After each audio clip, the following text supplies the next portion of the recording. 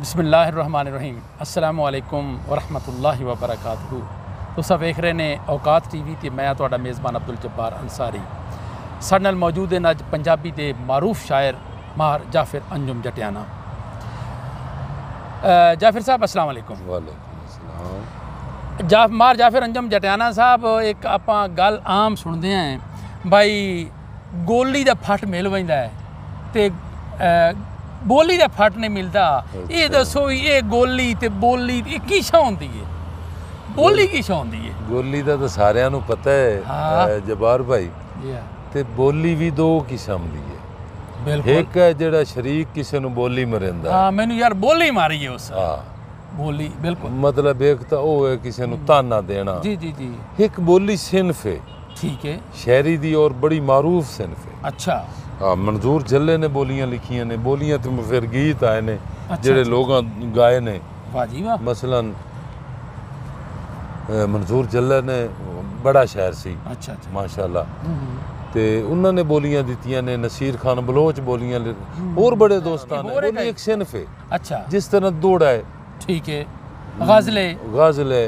बोली एक सिनफ है छोटी जी, एक मिसरे दी जड़ी है ना। हुण ले हुण दो मिसरे ही लिखने हैं। हाँ हाँ। लेकिन एक मिसरे दी एक छोटी जी सनफ है, ਉਹਦੇ ਵਿੱਚ ਗੱਲ ਬੜੀ ਵੱਡੀ ਹੁੰਦੀ ਹੈ। अच्छा मसलन ਮਸਲਨ ਦੋ ਚਾਰ ਲਫ਼ਜ਼ਾਂ ਦੀ ਗੱਲ ਕਰਨੀ ਤੁਸੀਂ ਤੇ ਉਹਦੇ ਉੱਤੇ ਤੁਸੀਂ ਕਿਤਾਬ ਲਿਖ ਲਓ।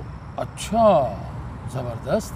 मतलब बोली नसीर खान ने साडे उस्ताद ने माशाअल्लाह, बजुर्ग ने, बड़े चंगे शायर ने, उस्ताद आदमी ने। उन्हां दी एक बोली हुण वेखो ना तुसीं कि तैनू कोठे उत्ते चढ़ के मैं वेदा। हुण तुसीं वेखना कि इन चौं लफ्ज़ां दे विच समोह कितना कुछ हाँ, होता है। तैनू कोठे उत्ते चढ़ के मैं वेदा जे छत मेरा बाहर जल्दी। वाह जी वाह, क्या बात है, जबरदस्त जबरदस्त। ये बोली जी। वाह जी वाह। एक और बोली वेखो कि जुत्ती पाई की मैं उच्ची अड्डी आली। वाह जी वाह। जुत्ती पाई की मैं उच्ची अड्डी आली। नी कद मेरा होर घटिया। अच्छा। जुत्ती पाई की मैं उच्ची अड्डी आली। निकाद मेरा होर घटिया। नी कद मेरा होर घटिया। एक और बोली वेखो कि हुण तुसीं इहदे विच असल इहदे विच एक ना ਉਹ चीज़ होंदी है। जी जी जी जी जी। कूंजां जदण पहाड़ों लथियां। हाँ। गिरजां नूं कैं पुछना है। वाह जी वाह, वाह जी वाह, क्या बात है, जबरदस्त। बिल्कुल। वो अपना मोहम्मद खान नासिर बड़ा खूबसूरत शायर है। बोलियां मैनू एक उन्हां दी बोली बड़ी पसंद है। जी इरशाद। मैनू कढ़िया की झोले चू मदारी। वाह जी वाह, क्या बात है। हो थैले च कटता है बेली, कोई सांप कटदे ते कोई काशा कटदा है। हाँ वो आदा मैनू कढ़िया की झोले चू मदारी। हाँ। तमाशे मेरे विच वड़ गए। ओए होए होए, क्या बात है यार, क्या खूबसूरत बोली है, जबरदस्त। एक कमरो जमान दी बोली वेखो, क्या बोली है जी। भुख पावे जदों घर विच भंगड़े। आय हाय आय हाय।